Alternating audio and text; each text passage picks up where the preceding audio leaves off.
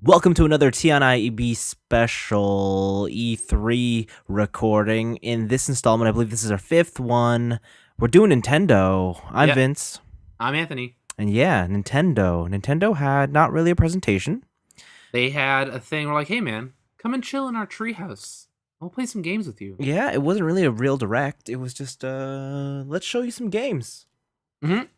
And according to Nintendo, only 2 games are coming out ever. No, that's it. That's all it's it. It's gonna be these two games, Yep. and those games are Zelda. And I already forgot Breath of something. Breath of the Wind, Wild. Wild. I think it's Breath of the Wild. I don't know if it's Breath of the Wind. Yep, it's of the Wild. All right, Breath of the Wild and Pokemon Sun and Moon. And those are the only video games. Yeah. That's it. And Video then- games are done. Yeah. After this, video games are over. Yeah, that And sounds about right. we can all live our lives peacefully. Yep. So let's talk about the first of the last video games that we're ever gonna play, and that's Pokemon Sun and Moon. Because even though they teased Zelda first, they showed you about a good 45 minutes of Pokemon Sun and Moon first. It certainly did. Yeah, it takes place in it's not Aloha. It's Oh yeah. it's like something that's real close to Aloha. Alao, maybe. Yeah, I don't know what it's called, honestly. And it's a tropical setting. It's a Hawaiian setting, which is cool. I really like the way it looks. Yeah. And they showed off. There's like a bunch of like quality of life changes to Pokemon. Yeah, they have.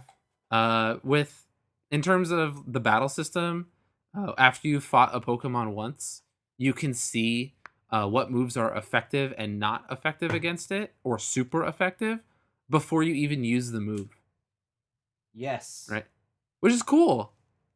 Very cool. Yeah, I like it that like it just looks cool. So like for example, if you're facing a grass type and you have a fire type, like your tackle move will say effective, but your ember move will say super effective. And so you have that information from the get-go. Yeah, it seems really nice to have. It is really yeah, it does. There's also the thing of like you can check what status buffs and debuffs you have on your Pokemon. All right, yeah. Yeah, so it's like, oh, I've taken like 2 growls worth, so my attack is down 2 whatever, right? And you can see if you just forgot what debuffs are on your dude. There's what else is there? They made like little changes, like when you walk into a trainer, just before they're gonna battle you, the screen like kind of narrows and like they get like black edges on them, so you know you're gonna get into a battle. Yeah, for that extra bit of tension. Yeah, there's like talking about it sounds super boring, but when I was watching it, I was like, whoa, these are like really cool changes. Yeah, I would agree with that. I think something we failed to cover is the fact that this game is completely from the third-person perspective, but not over top. It's like fully 3D. Oh yeah, it's a fully 3D world. Yeah. Like battles just look like Pokemon Stadium. Which I'm looking at a copy of Pokemon Stadium right now, and it's saddening, I guess, but not really. It's kind of cool. Yeah. I can have Pokemon Stadium on the go. Yeah, it only took them 20 years. That's it. That's it. I don't know what else there is to say about Pokemon. I think, well, I guess the question is, will you be buying the Pokemon? Yeah. No, I'll definitely be buying the Pokemon. I think that's all we need to say. Yeah, because like Pokemon's a known quantity at this point, and they can't really make any massive changes to it. Like I don't feel. So yeah, they made a bunch of cool like incremental improvements.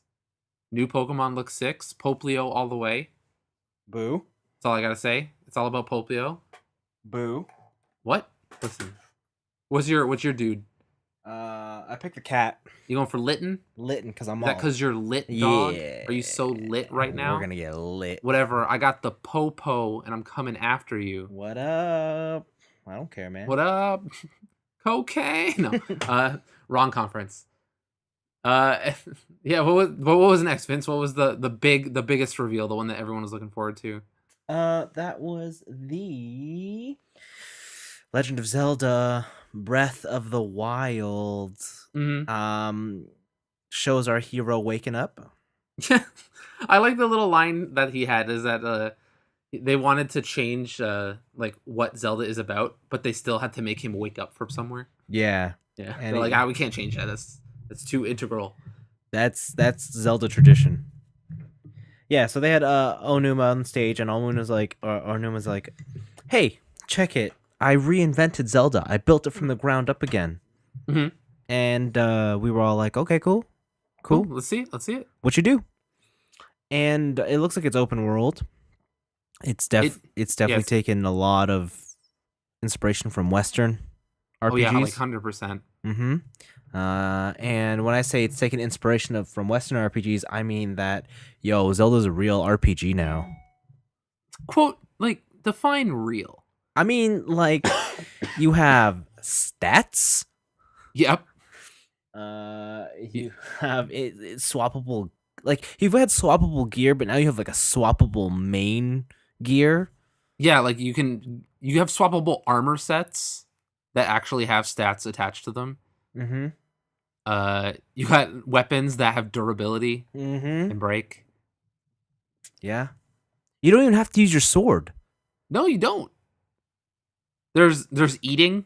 You don't cut grass and find hearts anymore. Oh, that's right. You just eat apples or Yeah. baked apples. And then they directly looked at Skyrim and said, "Hey, they can jump in that game. Yeah, look at that.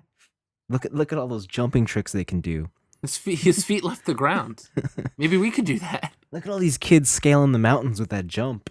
Yeah, there's a dedicated jump button now. Yeah. Link can climb anything. Yeah, anything with a grip, he can just be like, I'll just climb whatevs, man. Here's this tree, I'll climb this tree. Here's a mountain, Yeah. climb this mountain. Yeah, no, so it looks cool. Yeah, it's pretty much, yeah, it's what they promised, which is like, it's redefining Zelda. It is, but in a way, redefining Zelda is also at this point synonymous with, hey, they've caught up with the rest of the world. Well, we're talking about Nintendo, the people who still can't get like online play right. Yeah, that's true. Well, except for Splatoon, that's got it down. Sure. But yeah, I think Nintendo's been playing catch up for a while. Mm. But finally seeing them kind of break the mold and be like, no, we have to like catch up with modern game design. We can't just be standard Nintendo forever. Can't we though? You can, but then eventually there's no Nintendo. Okay. I guess. Yeah, I mean, whatever. What are you just totally down on this whole conference, like, or does not conference, this whole like gameplay session? No, I'm super into it, but at the same time, like, the way Japanese developers work is like every time they show off a new mechanic or something, they really love to hammer in your head, this is a new mechanic. Check it out. This is a new mechanic. And every time they show a new mechanic, it's like only ever useful in that specific scenario that they've designed.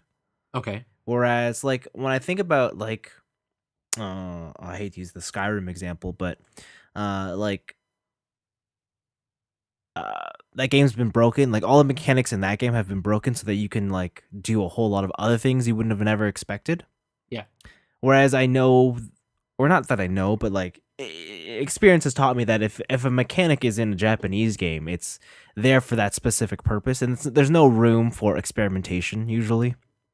Yeah, I can see that. Usually when it's like, here's this cool thing, like 2 grappling hooks, right? In was it Twilight Princess? Not Twilight Princess, sorry.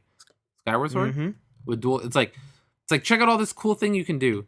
It's like, well, you can only do it in the places that we tell you can do it. Yeah. Right? But remember, it's new. Yeah. Yeah. And so that part that's the minor part. The bigger part is an open world is only fun or useful if it's rich with stuff to do.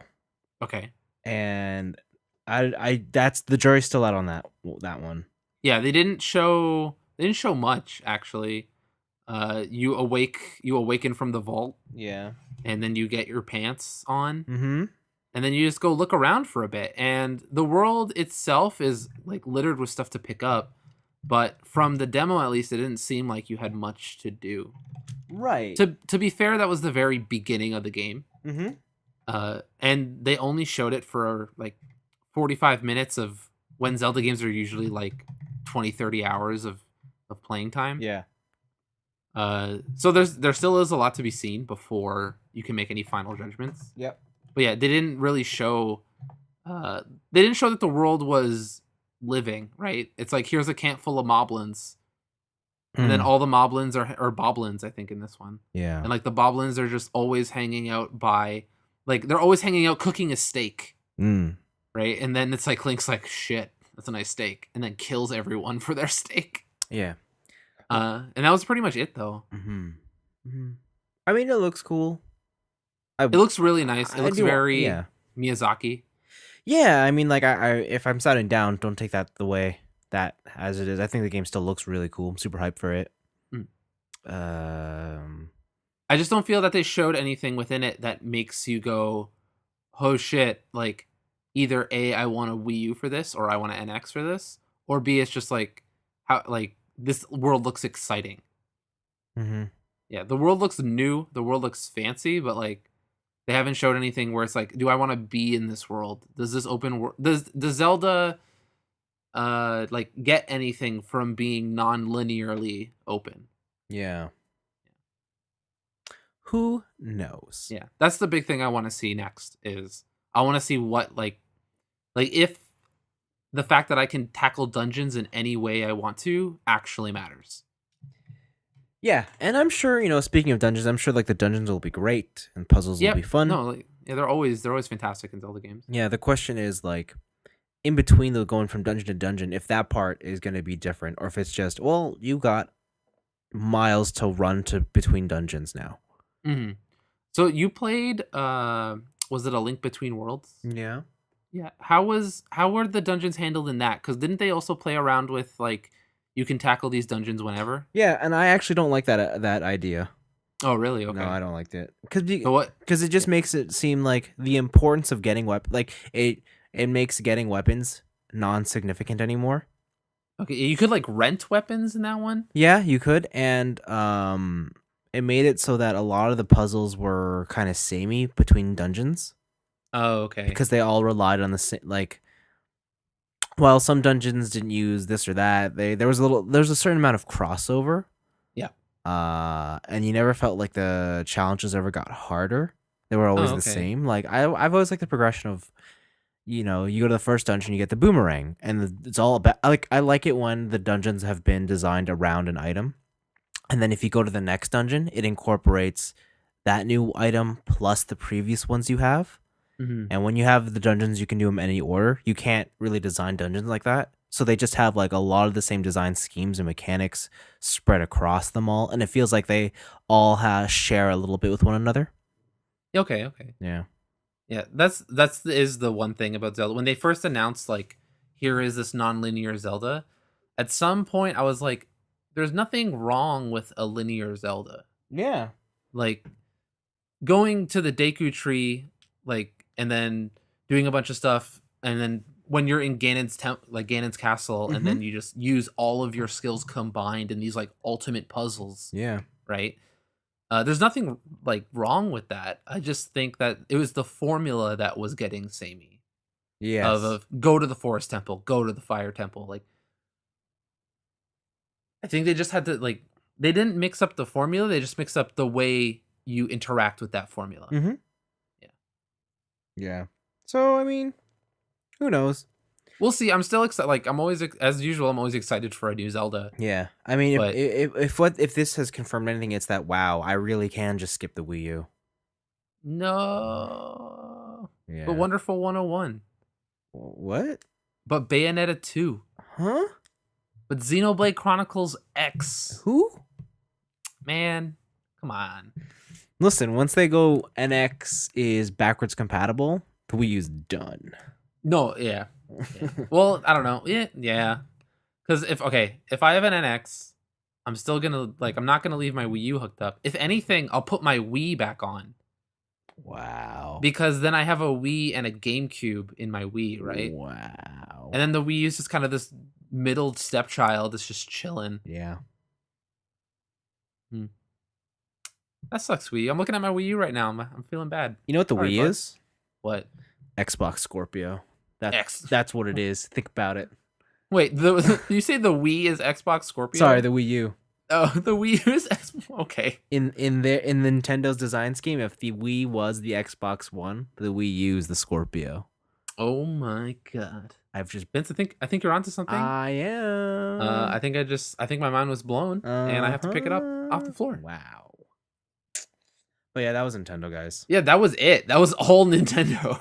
I don't know. Like, I mean, to their credit, the two things they shown, probably the two most interesting things for me. They were super solid. Yeah. Yeah. It was also the way they presented it. It was the same complaint we had with Ubisoft. Yeah. Which is there was so much time of developers talking, and even though this had a better like reason for it because you're actually playing the games, it was still a little draining a bit just to watch it. Yeah, it was quite long. Yeah. But that's Nintendo, man. Yeah, Nintendo. I feel like we're sounding super negative on it. But yeah, but no, we like Nintendo. It's just it was okay. Yeah. Like I'll buy both these games. I think they're both pretty hot. I said okay, so dibs on Sun? Dibs on Pokemon Sun? Oh, so I'm buying Sun? Sweet. No, I called dibs. Okay. I hope TJ buys Moon. He won't. But anyways, that's it for us on Nintendo. Yeah, that's it. I think that's us